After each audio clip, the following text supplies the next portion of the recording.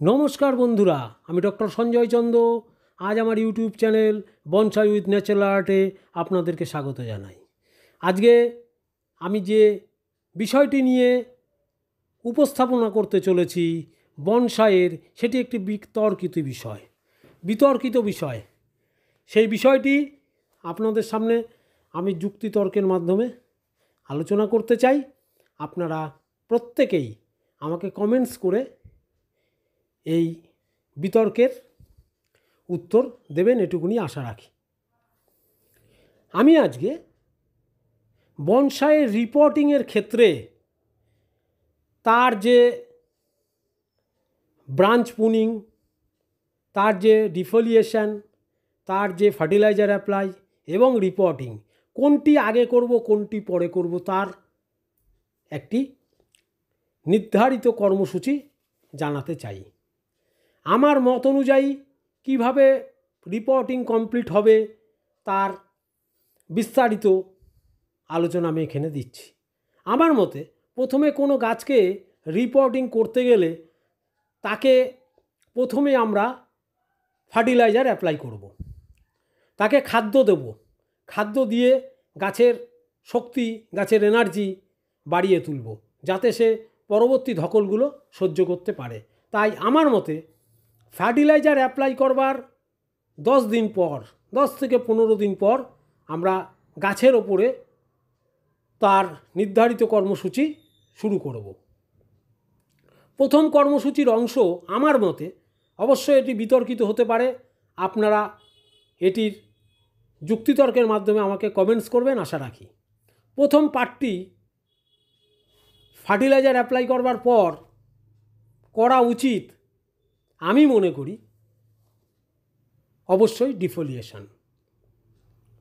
কারণ fertiliser apply করবার পর গাছের তো শক্তি বৃদ্ধি ঘটে, তার প্রচুর পরিমাণ এনার্জি তার শরীরে আসে, ফলে সে ডিফোলিয়েশন যদি পরবর্তী পার্টে আমি করি তাহলে কিন্তু সে তার সেই ধকলটি সহজে নেবে। ফলে আমি কর্মসূচির প্রথম যে পার্ট সেখানে কিন্তু ডিফোলিয়েশন রাখছি। অনেকে একই সঙ্গে রিপোর্টিং করবার সময় ব্রাঞ্চ পুনিং করেন, রুট পুনিং করেন, ডিফোলিয়েশন করেন, করে একসঙ্গে গাছটিকে রিপোর্টিং করে থাকেন। আমি যে পদ্ধতি অবলম্বন করি, আমি প্রথমেই বলেছি একটি যুক্তিতর্কের বিষয়, অনেক ক্ষেত্রে নাও মিলতে পারে সকলের সঙ্গে। প্রথমেই আমি ফার্টিলাইজার অ্যাপ্লাই করবার পর 10 থেকে 15 দিন আমি ওয়েট করব। ওয়েট করবার পর তারপরে লিফ ডিফোলিয়েশন করে দেব। বনসাইয়ের পাতাগুলি সম্পূর্ণরূপে আমি কেটে ফেলব। তাহলে এক্ষেত্রে গাছটি সম্পূর্ণরূপে ডিফোলিয়েট হয়ে গেল, গাছের গোড়ায় প্রচুর পরিমাণ এনার্জি চলে আসলো। এর পরবর্তী আমি কাজটি করব, সেটা হচ্ছে রিপোর্টিং। বনসাইটিকে রিপোর্টিং করব, এবং রিপোর্টিং করবার সময় অবশ্যই আপনারা জানেন তার রুট পুনিং করা বাঞ্ছনীয়। অর্থাৎ আমি তার পরবর্তীতে, অর্থাৎ ডিফোলিয়েশন করবার ঠিক 10 থেকে 15 দিন পর, ডিফোলিয়েশন করবার 10 থেকে 15 দিন পর আমি বনসাইটিকে রিপোর্টিং করব, সঙ্গে রুট প্রুন করব। রুট প্রুন করে সুন্দরভাবে ফাইবার রুটের মাধ্যমে গাছটিকে পার্মানেন্ট করবার জন্য আমি রুট প্রুন করে বনসাইটিকে আমি অবশ্যই রিপোর্টিং করব পুরনো মাটির সাহায্যে। 3 থেকে 4 মাস আগে বানানো যে বনসাই মাটি আমরা তৈরি করি, সেই নির্ধারিত বনসাই মাটির সাহায্যে আমরা বনসাইটিকে পুনঃপ্রতিস্থাপন করব আমাদের নির্ধারিত পাত্রে। ফলে এক্ষেত্রে যে আমি প্রুন করব, শেকড়গুলোকে যে কাটবো, রুট প্রুন করব, সেক্ষেত্রে গাছের প্রচুর পরিমাণ এনার্জি থাকার জন্য গাছ কিন্তু সেই ধকলটি নিতে পারবে। পরবর্তীতে তার মানে এখানে আমরা রুট প্রুন করে দিলাম, রুট প্রুন করার আগে ডিফোলিয়েশন করে দিলাম।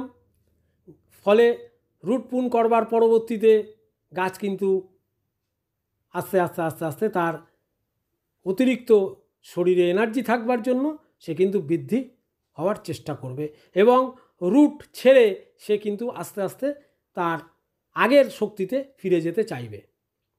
ফলে রুট প্রুনিং এবং রিপোর্টিংয়ের পরে আমরা আবার ওয়েট করব। অন্তত পক্ষে 15 থেকে 21 দিন ওয়েট করব।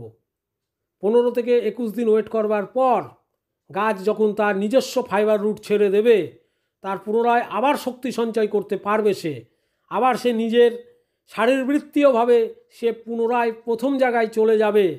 তারপর তার আমরা ব্রাঞ্চ পুনিং করব, অর্থাৎ বনসাইয়ের ব্রাঞ্চ পুনিং করব রিপোর্টিং করবার ঠিক 15 থেকে 21 দিন পর। সেক্ষেত্রেও যে ছোট ছোট পাতাগুলো আমাদের বেরোবে, সে পাতাগুলোকে ফের ডিফোলিয়েশন করব। অর্থাৎ যখন ব্রাঞ্চ পুনিং করব তখন আবার গাছটিকে সম্পূর্ণরূপে ন্যাড়া করে দেব। তাহলে গাছ কিছুটা তার ফাইবার রুট তৈরি করে ফেলবে, ফলে তার একটা শক্তি তার শরীরে চলে আসবে। পরবর্তীতে আমরা 15 থেকে 21 দিন পর যখন ব্রাঞ্চ পুনিং করব, নতুন নতুন শাখা পোশাখা বেরিয়ে গাছটি আবার নতুন করে সজ্জিত হয়ে উঠবে।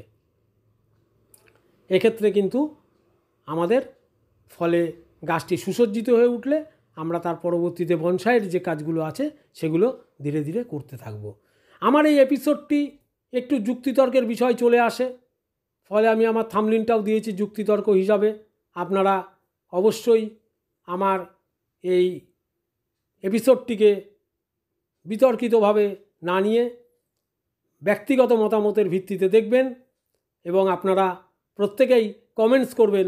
কমেন্টস করে আমার যে বিষয়গুলি আমি এখানে উপস্থাপন করলাম সেইগুলোর উপরে আপনারা চর্চা করবেন এবং আমাকে আরও বেশি জানতে সাহায্য করবেন। সবাই আমার এই চ্যানেলের সঙ্গে থেকে আমার চ্যানেলটিকে এগিয়ে নিয়ে যান, চ্যানেলটিকে